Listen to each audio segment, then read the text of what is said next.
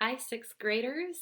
This is your book talk for the month of January, and it's hard to believe that we are already in the year 2021, but lo and behold, here it is. We're going to be talking about getting a hold of some new books for you to take a look at. And I hope that maybe you're even thinking about a reading goal for yourself in this new year. I read online the other day that someone's goal for themselves was to think about reading for 21 minutes every day in honor of the year 2021. And I thought that was a really cool one. A lot of people think about reading a certain number of books per year or a certain number of books per month, and that can sometimes seem overwhelming. I think 21 minutes seems like a really nice goal because it's just a really manageable number for most of us. It doesn't feel so overwhelming. Maybe 21 pages would even be a great goal.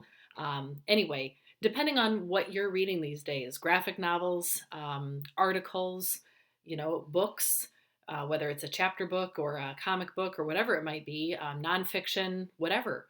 Reading is reading. So find something great to read, and I hope some of the things I suggest today in this video encourage you to think about something that you might want to add to your list. Before we get to the books today, one reminder, and I hope this is a reminder because it's been in the announcements the last couple of days, and hopefully it's been mentioned in your advisory. Read Club, that's been meeting a couple of times already this year. We're going to meet again February 10th.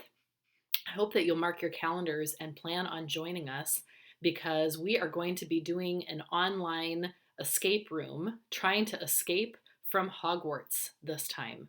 And we would love to have you join us, even if you haven't been able to make it to any of the other meetings. That's no problem. We'd love to see you there. If you're a Harry Potter fan, even if you know nothing about Harry Potter or you haven't read the books or seen the movies or anything, luckily you don't have to because we're going to try to escape in 30 minutes or less from that room together, and we need as many great minds as possible. So we'd love to see you there. If you're interested, just keep an eye on your Schoology group, your sixth grade class group. I'll be putting out some information about that probably in the next 2 weeks here, just with the time and the Zoom link to plan on joining. February 10th is a Wednesday, and so you wouldn't be missing any classes for that, but we would love to see you there and hope that you can plan on joining us. With that, I'm going to go ahead and start my book talk right now and talk a little bit about some great books that, as I said, I hope you'll add to your list. And, if you haven't already been taking advantage of our checkouts through the library and picking up books at Valley, if you have questions about that, let me know. Let Ms. Kump know. Send us some messages on Schoology. We want to help you find something good to read. Okay, excuse me. My first book, I wanted to start with something light and funny, and this is a nice short read too. Gordon Korman writes No More Dead Dogs. Doesn't sound like a real funny book, but it is. This book is about a kid named Wallace Wallace. His parents, I guess, had a good sense of humor because they gave him two of the same name. And he is tired of reading books where the dog dies. He claims every book that he reads for class, in his English classes or, his teachers always asking him to read something, and the dog ends up dying at the end of the story every single time. So he's in English, and his teacher's having him read a book, and there's a dog in it, and the dog is a big part of the story, and Wallace just knows that the dog is going to die at the end, and he refuses to read this book and finish it and write the essay that he's supposed to read. Well, his teacher does not like that and insists, of course, because it's an assignment. Wallace, you have to read the book, you have to finish it, you have to write the essay. And Wallace puts his foot down and says, no, I'm not going to do it. Well, the teacher is running the school play. It's a musical, I believe. And the teacher says, fine, if you're not going to write this little report, then I will have you go into detention in the auditorium with me while I'm directing this play. And you can sit there as long as you want and, just wait it out. I'll wait until you write this report. You can stay there every day after school if you need to, but you're going to get this done. Wallace doesn't realize it though, but can't help himself. Sitting at the back of the theater, he's watching this play rehearsal go on, and he can't help but give opinions about what's happening up on stage, and eventually ends up in the play himself. So not only is he, sitting there not writing this report, but now he, instead of playing football, as has been kind of his big hobby, his big interest, he's now getting involved in the play. Didn't mean to do that, but he's ending up there because he has all these opinions about how it should go. This is just one of those stories about a kid who just sort of accidentally is falling into all these things. It's like he's not choosing them exactly. He just kind of winds up there. And you're going to love Wallace's character, and you're going to love finding out how the play goes, how things turn out for him with this book report, all of it. You're just going to love the character, and it's such a fast read. No More Dead Dogs. Any book by Gordon Korman is going to give you a lot of laughs. A Mango-Shaped Space by Wendy Mass. This is great for those of you who like books like Wonder, or anything where you have a character who has something that makes them stand out in some way. If you've read other books where there's a character who has something very unique about them, this is another one of those books. Our main character in this story's name is Mia, and Mia, ironically, actually appears to be, on the outside, kind of the most typical one of her family. She seems to be the one that fits in the best in the outside world. Her brother keeps track of all the McDonald's hamburgers that he eats. He makes like a chart, and he keeps track of them. That doesn't seem like something most people do. Her older sister dyes her hair a different color every single week. Sometimes it's purple, sometimes it's red, sometimes it's green, sometimes it's black. Every week it's something different, and she claims that she might be a witch. Well, Mia, on the outside, again, looks and acts like pretty much everybody else in the outside world, or at least that's what she thinks. On the inside, though, she is hanging on to this secret about herself. She has synesthesia, which, as you can see on my screen here, is, at its simplest definition, it's the combining of one or more senses. And for Mia, for her, it is where she sees the letters of the alphabet as having different colors, different sounds, even numbers have a color or a sound with them.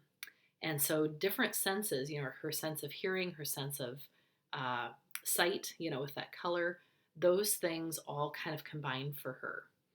And she knows it's an unusual thing. She knows that isn't true of everybody. And due to something that happens at school, that secret comes out, and she feels like kind of a freak. She feels like this is something so unusual and so strange that people are going to just eat her alive.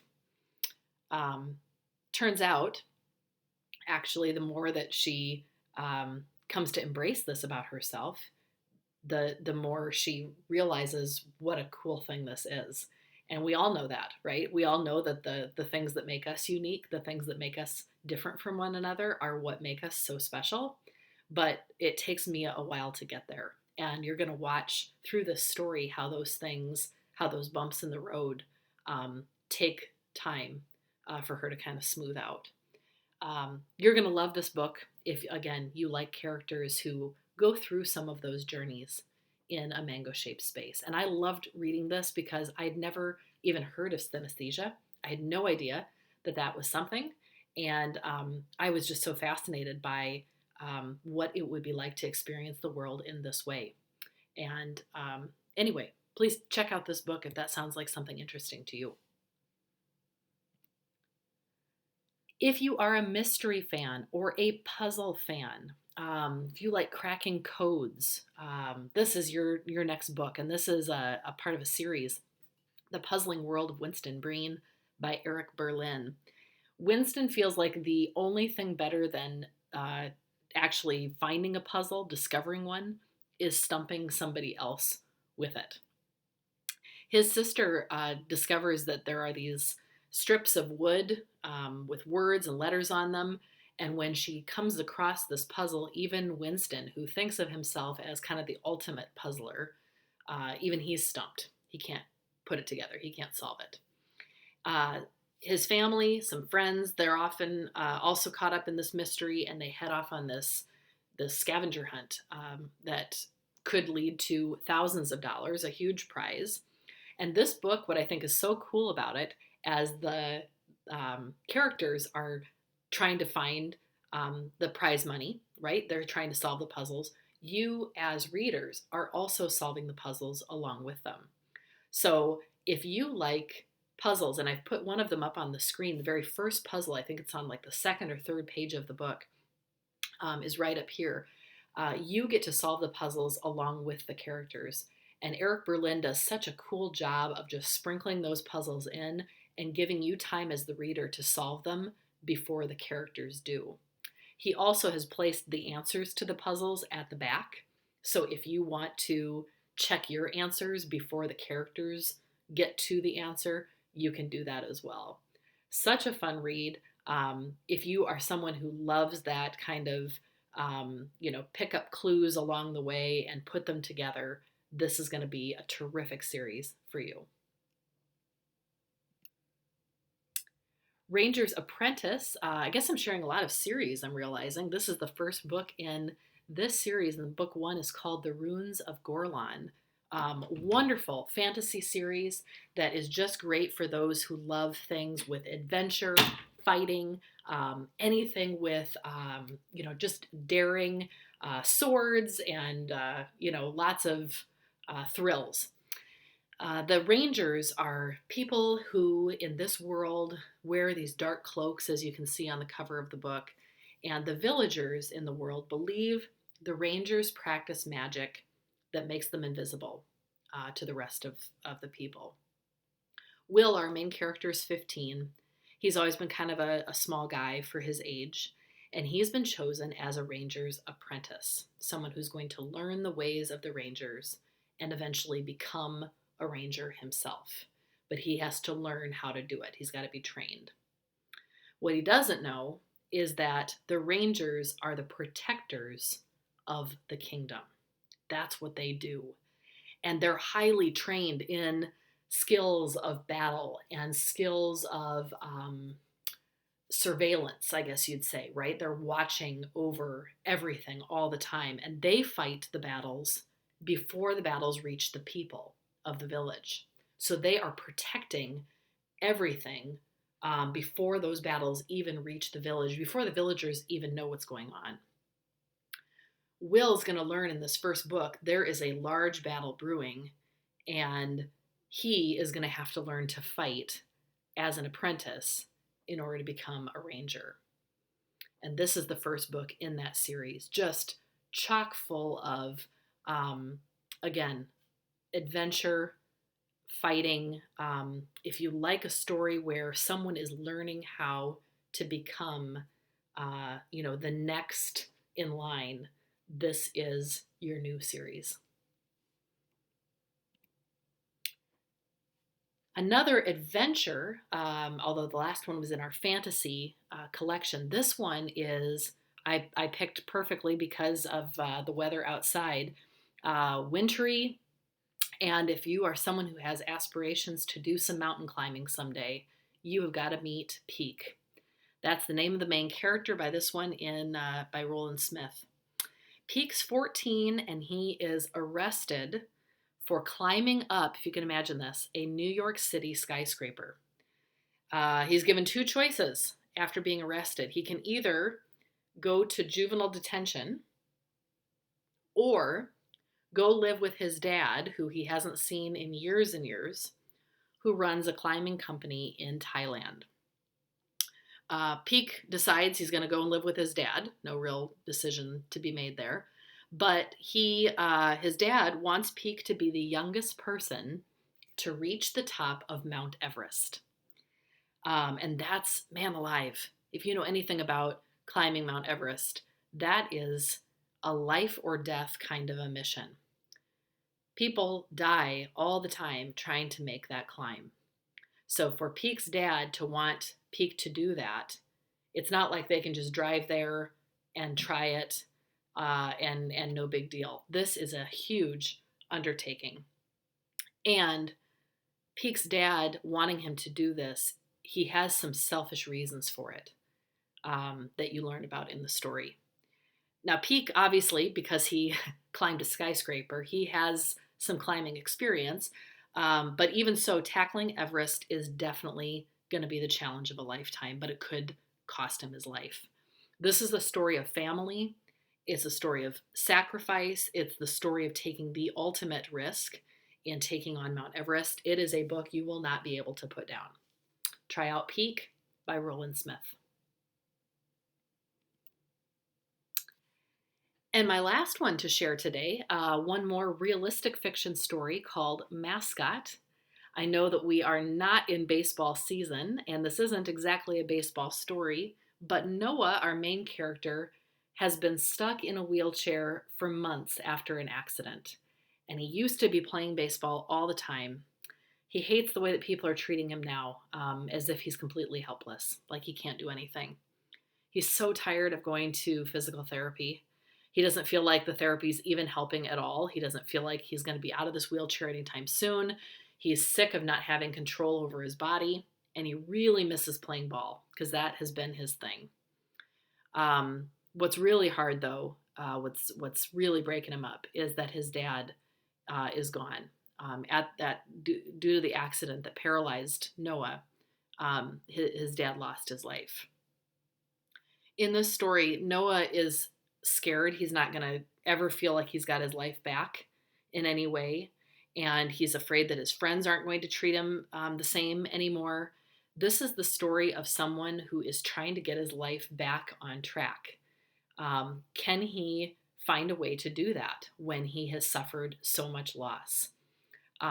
This is not a sad book. It is actually a very inspiring story, and you're going to fall in love with the way that Noah finds his way. This is such a cool read.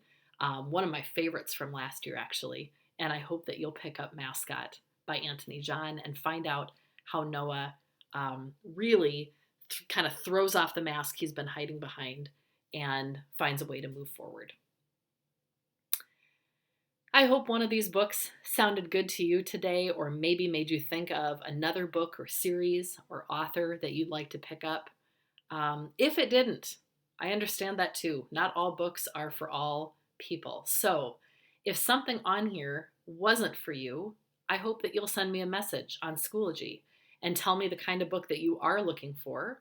And let's find you something. We want you to have a good book to read now that the weather is cold, and we want to make sure that you're able to get a hold of something. So please reach out if you're needing some help with that.